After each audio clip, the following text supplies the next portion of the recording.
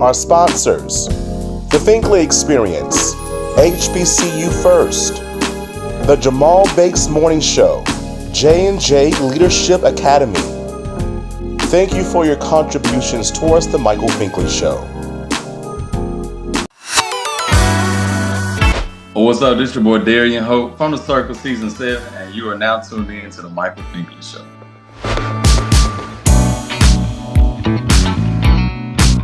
HBCU First. HBCU First Incorporated is a 501c3 nonprofit organization. HBCU First is a student-led community advancing the well-being and economic participation of America's Black youth. As the leading HBCU internship and mentoring academy, we empower elite students from 70-plus historically Black colleges and universities with in-demand college-to-career skills. For more information, visit their website, www.hbcufirst.com.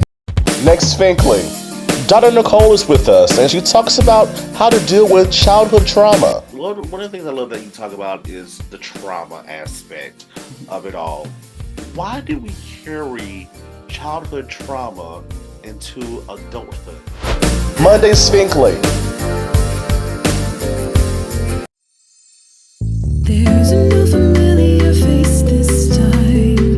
Say hello to the new daytime. See it everywhere you go. New and the greatest show. It's no other than the Michael Finkley Show. There is no other. He's like no other. I'm so glad that someone resonates with me. Come celebrate with me. Let's turn into Welcome back to the Michael Finkley Show, and I'm excited to have my next guest with me. Listen, Fink fam, listen. Speaker, author, entrepreneur herself, none other than Dr. Nicole. I'm so excited to be here. Thank you so much. I've waited so long for this opportunity, so I'm so excited. Oh, I'm excited that you're excited. That's number one. And we met on these IG streets. Yes. And like I've been following you, you've been following me. And again, this person on the other side of the screen, I tell you, Fink fam, has done some incredible work in just different areas to motivate people and for them to be their best selves. Let's just dive right into it, shall we? So growing up in Texas, how was that for you as a child in the sense of defining who you are as a being? Well, I was the youngest of 6 kids, so very, very busy household, but it was really just me and my sister right before me that were raised together.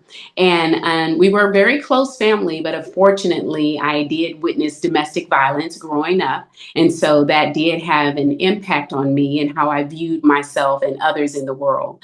But it gave me an opportunity as a child to see that I always wanted to bring people together. I always wanted happiness. I always knew that, guys, no matter what happened, we can work through this. But I've learned that it depends on the individuals and where they are in life. You either have the desire to work through those situations and bring it back together, or you don't. And so you can learn from those situations and grow into the amazing person that God has designed you to be. And so I take that message and I utilize it with the students, the faculty and staff members that I'm able to work with, and even the clients that I work with one-on-one, for them to understand in life, it's important that you are resilient, that you understand your worth, and that you're able to design the life that you desire. And so as I moved from being a child and going into the adult world, I did go through counseling, and I had to learn that, Nicole is a great person. And just because you were raised in that environment, that is not what your life has to look like. So you have to be able to establish those healthy boundaries, love yourself, and be able to be there for other people so that they can understand the value that they bring into the world. I love that. But it goes to show also in life that it's a process. How Yes. do you convey that message to individuals? Because the world we live in is like, okay, we're done, right? Yes. So how do you convey that message? No, this is a process, sweetie. It's not going to happen overnight. It's not going to happen tomorrow. Like what techniques do you give them to say this is going to get better?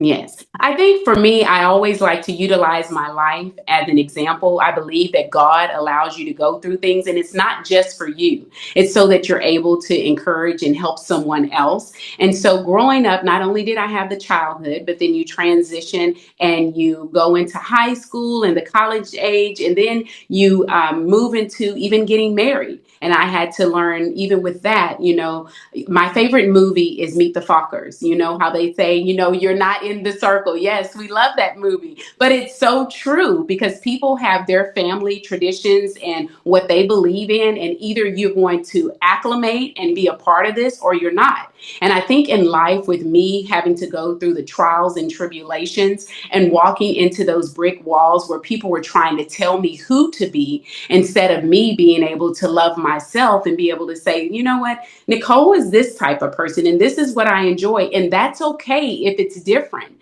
And I think when I'm able to utilize my life and my experiences, I'm able to connect with individuals and let them know it's a process. I always share my maintained strategies that they can utilize. And I also share with me, it took time to get here. It took a couple of years of bumping my head against the wall and having people say, you don't fit in this circle, or if you don't do things my way, people manipulating you and things of that nature. If you don't know yourself, you'll fall for the games and the tricks of other people. So I think my life as a testimony and then utilizing the maintained strategies helps others to visualize how powerful they are and the difference that they can make in the world. I love that. I love that. It's kind of like giving the power back to them. Yes. Sometimes when we are in our own feelings, we lose it. We lose focus, and therefore we lose the power that was gained over the years. And so within that, I'm reclaiming what's mine. That's right. Mine. I'm going to, stand on my 2 feet, and I'm going to do this. Mm-hmm. I love that. You talk about one of the things I love that you talk about is the trauma aspect of it all. Why do we carry childhood trauma into adulthood? Because I'm a witness of that, Yes. and this, growing up in a very poor rural area here in South Carolina, is like what stays in this happiness is how stays in this house. Don't tell nobody else. That's right. And, that kind of hurts us at times. So, how do persons just begin to heal from that alone? Because that's a lot. That is a lot. Yes. And I totally agree with you. It's the same for me. A lot of people would look at me and say, I can't believe you're sharing that. That's negative things. That's bad for your family or for your loved ones. And it's not bad because I'm trying to help someone else grow from that situation. And for me, what I utilize is the flush method. And I talk a little bit about that in my book, My Soul is Not for Sale. My sister, right before me, Felicia, would always, whenever I had situations, she would say, Nicole, I want you to get a roll of toilet paper. And you don't necessarily have to do that part, but I want you to write down everything that you're experiencing. So all of the good and the bad, whatever childhood trauma that you had that you're holding on to, and you see how it's impacting your life today, I want you to write it down. And I also, most importantly, want you to write down your part in that situation. And that's key because a lot of people lack accountability. It's easier to point the finger at someone else than to take a look at yourself and say, how did I contribute to this situation? There's always several parties involved. And once you write down whatever you're dealing with and take accountability for your actions and learn what I could have done differently and how I'm going to grow from this, and then you take it and you ball it away and you're going to flush it. It's facing life's uncomfortable situations so you can heal. We're not going to move past that trauma unless we're willing to face it head on, deal with the issues that has happened, take accountability for our role, and then we're going to reflect upon it. We'll grow from it, and then we're going to release it so that we can heal. Oh, this is some good stuff. I'm like, where were you like 7, 10 years ago? No.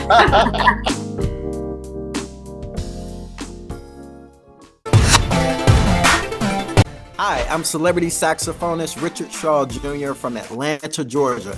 Make sure you stay tuned for more with the Michael Finkley Show. It is absolutely phenomenal.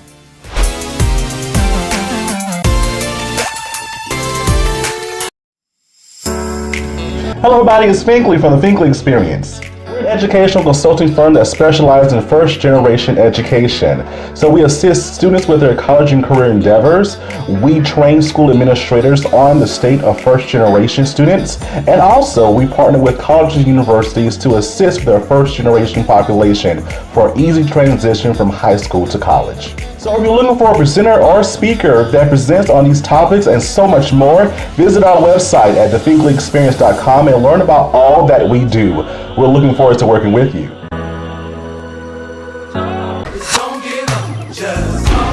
Yo, what's up, everybody? This is your boy Kenny Lewis of Kenny Lewis and One Voice, and you're watching my boy Michael Finkley on the Michael Finkley Show.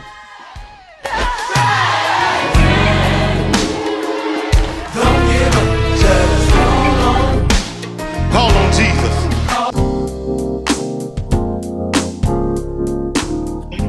Some good stuff, and it reminds me of a conversation I had with an actor a while back, and he began to talk about his addictions and things that he went through in life, and how it almost affected his kids. But his kids saw another way, like, we're not doing what Daddy did. We love our dad, but we're not doing what he did. We're kind of breaking that generational curse. And one of the things that he talked about was forgiveness. And what came out of that conversation was that he's like, I'm not forgiving the people that did this to me or was an influence, but I'm forgiving them for me. Why is that so important? Well, when we hold on to unforgiveness, and you know what's ironic, I'm glad you brought this up.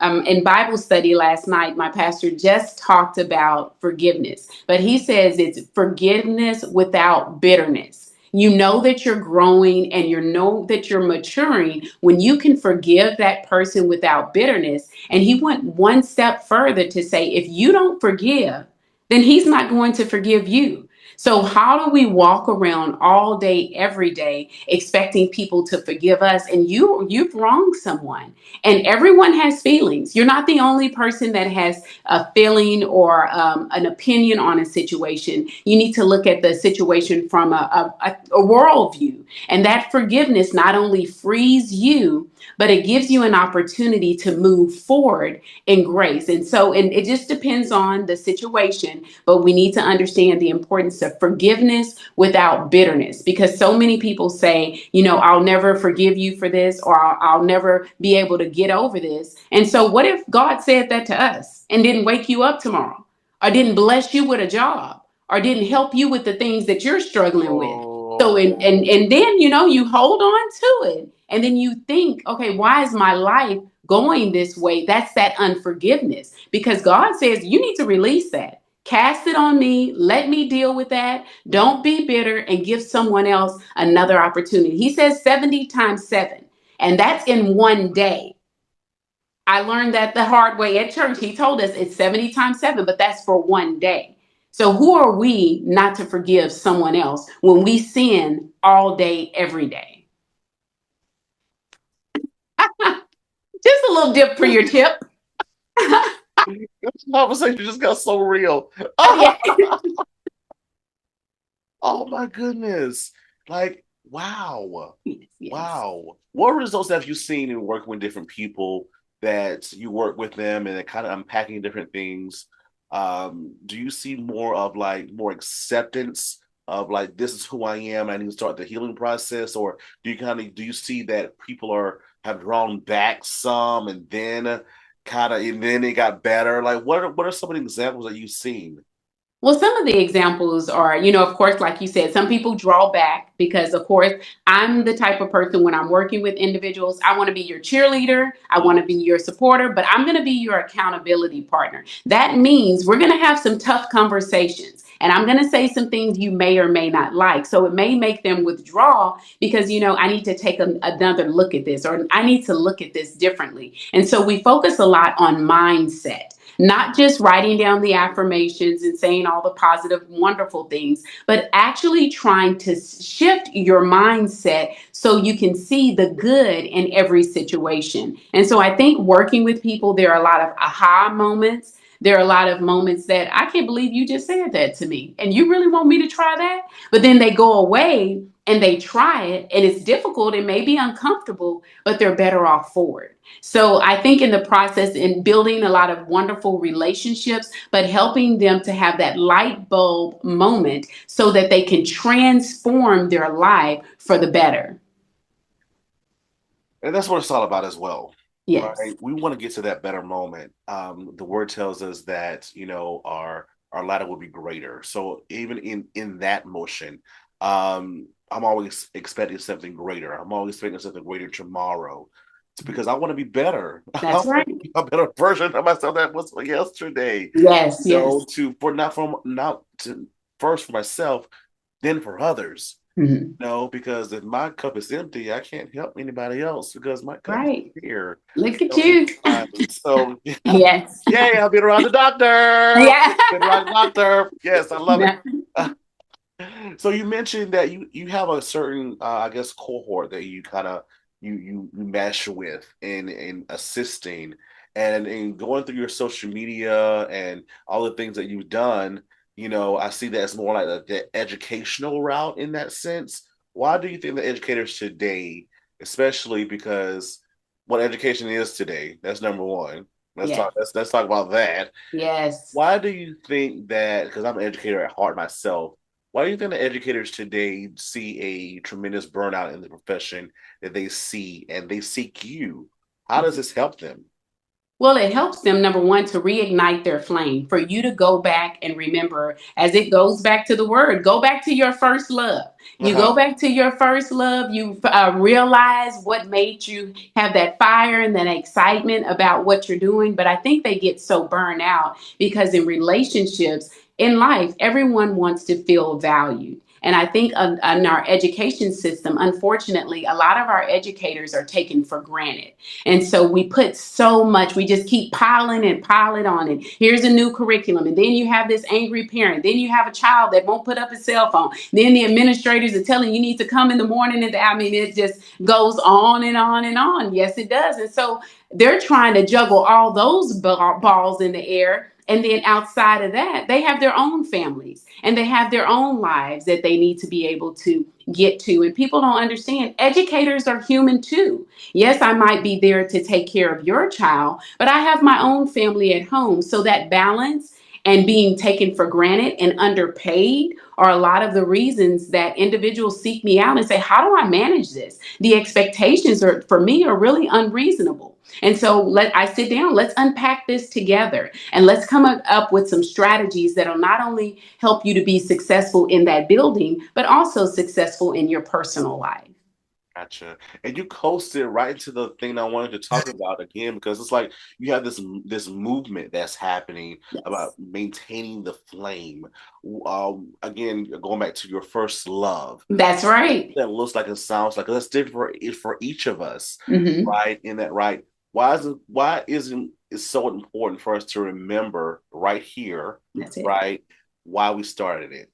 Exactly. And maintain the flame can apply to any area of your life. It can be in your relationship because we get in these relationships and because everything in this world is cookie cutter and we have all this social media, we think, okay, I have a problem, slide on to the next one. There's no commitment. There's no tenacity. We're not connected to anything anymore. And so you have to maintain your flame for your relationships, for your jobs that you're in. Why did you come and why did you decide to be a teacher? Now you're like, oh, it's too hard. I'm out of here. So we need to get back, like we said, going back to your first love. And for individuals, for me, I established a company because I said, maintain your flame for life, just for living. Because unfortunately, when we were younger, we had all this excitement and enthusiasm. I know me, I had my Jerry curl. I was a little Mr. Michael Jackson, and I loved life. And I didn't care who was around or what people thought. But then you transition to, and you're become an adult and high school and into the adult world. And then you're trying to think, wait, okay, everybody's driving this kind of car, or everybody lives in this neighborhood. And if I do it this way, they're all going to look at me. And so you have to be authentic, and you have to be okay with yourself to say, I'm okay standing in my truth. I'm okay doing things that I enjoy instead of what the world tells me I need to enjoy. And so when you're able to do that, you can design the life that you desire, most importantly, that you deserve, without all of these pressures from individuals around you. Because we all know people can give you all the advice in the world, but they will never take it. They'll tell you, oh, get rid of him, divorce her, do this and that. But they sitting at home in their bed with their spouse, or they're staying on their job, but yet they got all the advice for everyone. So maintain that flame for your life, have that excitement, and know what you deserve. Oh my goodness, this is some good stuff. So I remember one of my friends, they were telling me about their relationship and that kind of thing like that. And it's been a while for me since I've been in a relationship. Mhm. And they were like don't get anyone, because it's this and this. Mhm. Well, I'm like, well, how can I experience it again Exactly. if I'm not in it? That's right. Right? Hmm. Oh, so that brought me to one aspect of my life. Yes. Yes. In that regard, wow, this is great stuff, Doctor. And I must say that when I turn on this camera and I talk with people on the other side of the world or wherever they are, my goal is to get something as well. I want my viewers to think family get something. But I'm like, as a host, I want to be left out myself. That's right. That's I want right. to get something in the process because again, I want to be that better person at the end of the day. And I that's what agree. it's all about. That's what it's all about. What are you working on now? Well, right now, I'm just trying to promote the book. My soul is not for sale. I have a small little journal. One step is all it takes, but my soul is not for sale. And just trying to get as much attention as I can with that. And of course, being on the Finkley show. So excited to be here. This is one of my goals, so I can check the box. And just going around and trying to get on the book tour to connect with more individuals and going on more speaking engagements. I love that. I love Yes. that. Here at the Michael Finkley Show, season 8. It's all about dreams, Yes. right? Manifesting our dreams. Because sometimes we get so busy in life, we'll Mhm. think about it, but we forget to reflect and we forget to write things down, write our vision to make it plain, all the Yeah. good stuff that goes along with it, right? So, Dr. Nicole, what is your next biggest dream? Well, one of my next biggest dreams is, of course, I can't give away all the details, but as everyone in life, we have our good and our bad times. And right now, life is really lifing for me. So I have a new book that I will be working on. It'll be released and it's going to cover a lot of the challenges that I'm experiencing right now. But in addition to that, the weirdest thing came to me the other day because I'm always being silly. I always love to have fun. And I'm thinking about dipping my toe into Christian comedy. So, along with speaking and writing, that's something that I would love to pursue so that I can bring joy to other people. And, when you're going through so much, it just lights me up to see a smile on someone else's face. But on top of that, with everything I'm going through, I think Jesus is just getting a little kick out of everything I'm going through. So I think he's just got me a lot of material that I can share with people because you think life is supposed to go one way. And he says, you know what, I'm going to switch it up, but I'm going to make it better than you ever thought it could ever be. And so that's something that I'm interested in. I've started to pursue a little bit as well. Love that. So when you do that, please, Uh-huh. I would love to be in the number. Oh, I love to laugh because even the Bible says it's like medicine. that's right. Yes. Like medicine. So laughter is Mhm. good for the soul. That's right. So when you start that tour aspect, let me know. I will. I'll definitely reach Front row. out. Front row. Oh. Yes. Oh my word, I love this. Oh my goodness. Thank you. And I must say, you know, I love the way you help others. I love the way you're right there stepping in and being that advocate that we all need in the world today in 2025 and beyond. But who helps Dr. Nicole? Well, my strength, of course, comes from my Lord and Savior and my family. Yes, I have a very supportive family. My babies mean the world to me. At some of my darkest moments, they've been there to just pick up the pieces and, hey, you got to get up. You got to keep moving. And so we all need those individuals that's in our corner that's going to keep us encouraged. And so they help me out. They believe in me and they allow me, give me the opportunity to annoy them, and they put up with my shenanigans. And if we make another little dance move or something, like, really, we got to do it again. But okay, if you'll hush. So they entertain me and they keep me engaged and keep me encouraged. So it means a lot. Again, I love that. Just like we see the things that we see on social media, right? Yes. But we always just wonder, it's like that, and that was one of my thoughts as well when I first saw you. I'm like, who helps her? How does she keep going? How does she keep herself motivated? Right? That's just it. I'm just that kind of person that just thinks that way. In that regard, because it's important. It is. To keep yourself fresh, Yes. others as well in that regard. So because you're coming with you're facing a lot of different situations, and I always say that our words have power and that those things transfer, right? Yeah. All around. So just like you need that protection for yourself as well. Yes. So I'm glad that you're getting that in that regard. Are you proud of yourself? Yes. And I'm very hard on myself. So that was a different question for me. I'm very, very hard. I'm very critical. And so I'm always, any situation or anything in my life, I'm always thinking I could have done this better, or I could have done more of this, or what have you. But I am proud, but I always say there's more that you could have done, Nicole. I'm very hard on myself. And I was like that too. And many aspects I still am. What I've learned is enjoy the moment. Yes. Take the moment, enjoy the moment, then move on. Yes. So now that you're acknowledging it, there, it's a part of your being. Yeah. I've done it. Thank you, God, by your grace. And we're moving on. You're moving on. You're right. I love it. Yeah. Yes. So that's my advice to you. Okay. Good. Thank you. Yes. I need that. I love it. So even after this show airs, people want to know more about Dr. Nicole. How can we follow you on social media? And most importantly, how can we get this amazing book? Oh, thank you. Well, you can get the book at Barnes and Nobles and any outlet, or you can reach out to me on my website. It's www.maintaintheflame.net, and all social media platforms is also just Maintain the Flame.